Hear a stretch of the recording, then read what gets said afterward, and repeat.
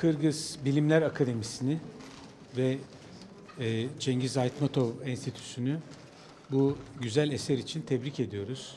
Sayın hocamız Abdülcan Akmataliyev'e çok teşekkür ediyoruz. Bu girişimle beraber, bu eserle beraber Türk kuşaklar, Türk çocuklar da bu güzel eposu, bu güzel destanı kendi lehçelerinde okuyacaklar. Bunun yaygınlaşması için ancak Manasçı gerek. Bunun için belki Türkiye'de de Manasçılar bunu Türkçe dilinde söyleyip çıksa belki çok güzel bir gelenek, çok güzel bir ortaklık olur. Belki Türk Manasçılar buraya gelip kendi dillerinde Kırgız Manasçılarla karşılıklı söyler.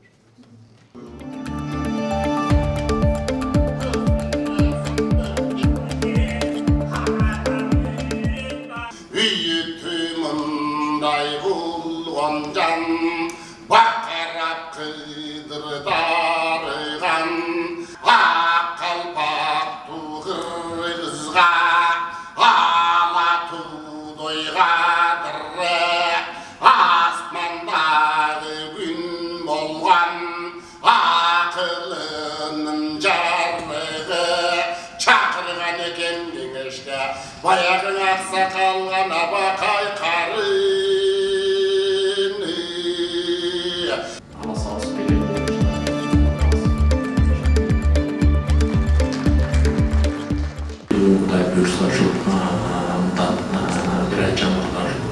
Kitap jarıp görüp Türkiye'ye varıp geldik biz. Türkiye'den bir taçarlı oldu. Emin Türk dilinin koluna deyip, Türk dilinin koluna deyip o sokla başladı. Ancak bir katar Cumhur Hocaylarında, Orta Hocaylarında kitap yönünde malumatlar verilip biz çoğuluşları döktürdük. Bundan arada alıp çoğuluşlar Türk dünyasında urana vermekçi. Şu işte şunday çoğun işmeni, istermeni çoğulmuş oturağız. Biz için, Kırgız eli için çoğun kovanıç, çoğun canlı.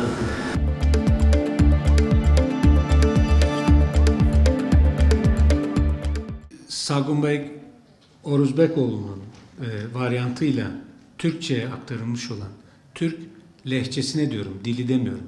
Dilimiz bir.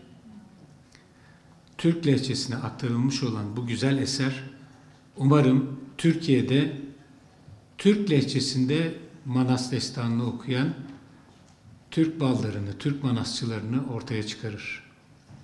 Bunun modern görüntülerini de, çağdaş görüntülerini de unutmamak lazım.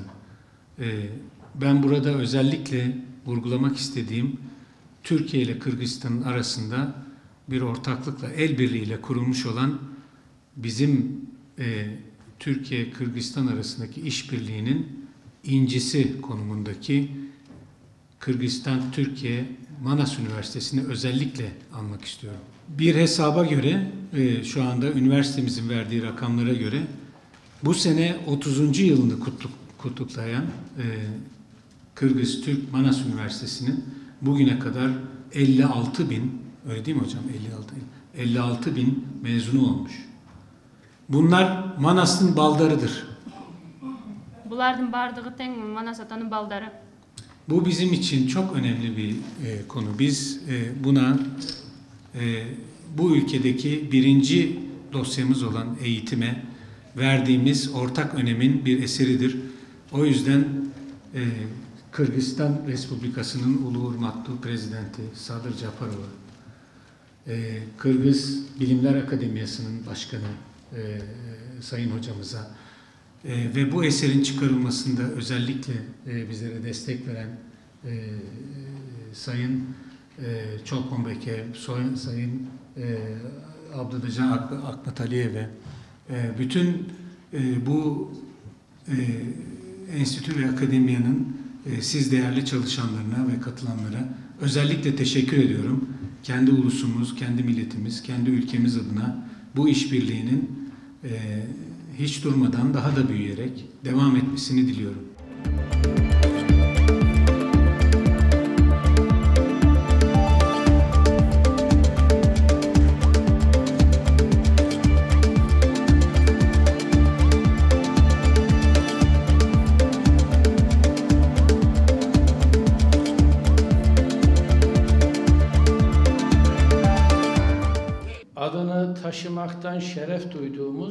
üniversitenin direktörü olmaktan dolayı çok mutlu olduğum, ifade edeyim, bu benim için hayatımın en önemli ünvanıdır.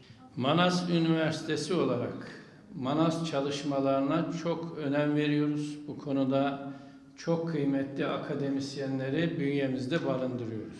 Özellikle Batı'da katıldığımız sempozyumlarda, toplantılarda bana sorulan en çok sorulardan biri, Türk dünyasında acılar da yaşanmış, zaferler kadar. Bu acılardan birisi özellikle özgürlüğün, egemenliğin kaybedildiği yıllar.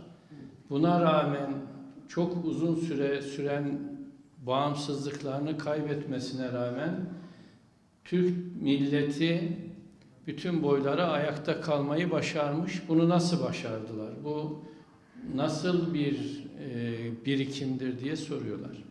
Bunun temel felsefesi atalara ait sözler, sözlü kültürün devamı, destanlarımız bunun en önemli unsurunu oluşturmaktadır.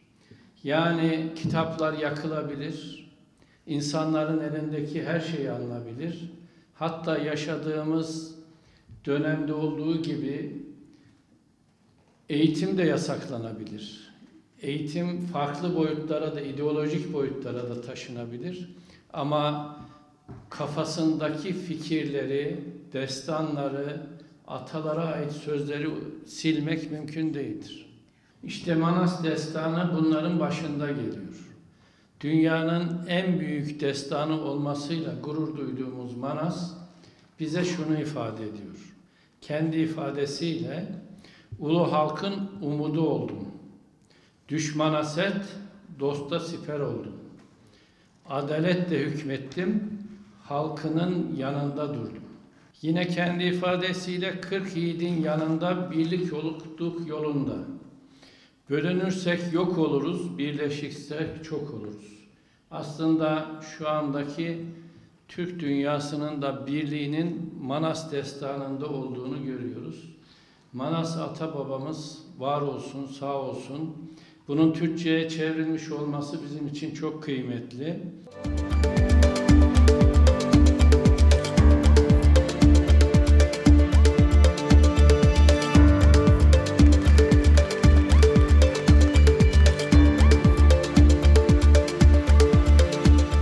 Çet memleketlerde bir top dillerde Manas eposunun tekstleri çıktı.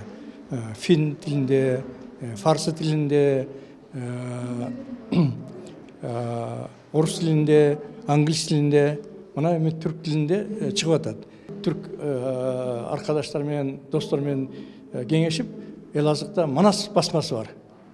Ошол Manas басмасынын директору Шенер Булут кайтып, ошол Манасты баспасаң болбойт, сен Манас деген атты алып жүрөсүң деп, анан ошону 1,5 жылда толуктап так, түзөп, оңдоп туруп чыгардык. Мына ошондуктан мен жалпы бул Манас эпосун